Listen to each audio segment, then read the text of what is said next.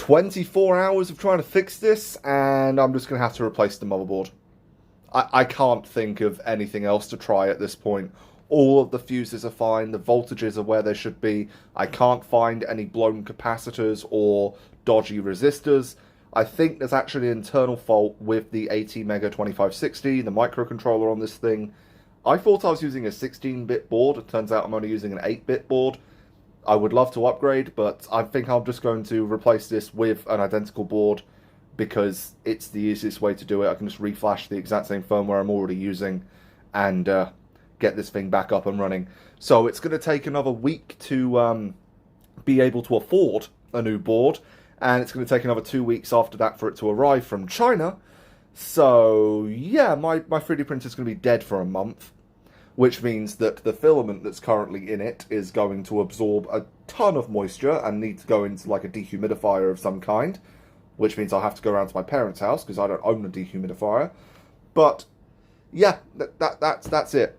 I can't do anything about it. It will not boot if I power it up with the power supply in this thing, and I can reflash the firmware endlessly by plugging it into a PC, but that doesn't fix the issue. There is something wrong with the board preventing it from actually powering up and doing its self-test when you first turn it on.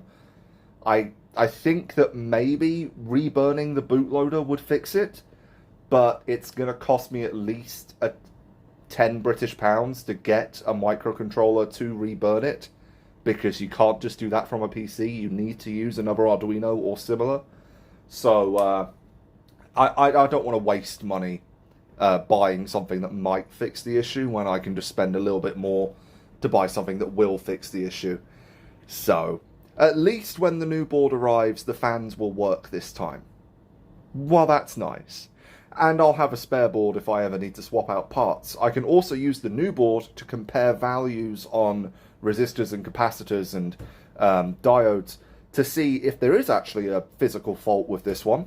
I haven't been able to find a physical fault with it. I have gone through literally every component with my multimeter and couldn't find anything out of place. But I can't find a schematic for this board, so I don't actually know what the normal values are supposed to be. So maybe when I get a new board and I do some comparisons, there will just be something out of place. But as of right now, I don't know. All I do know is that it's a lost cause, printer is dead.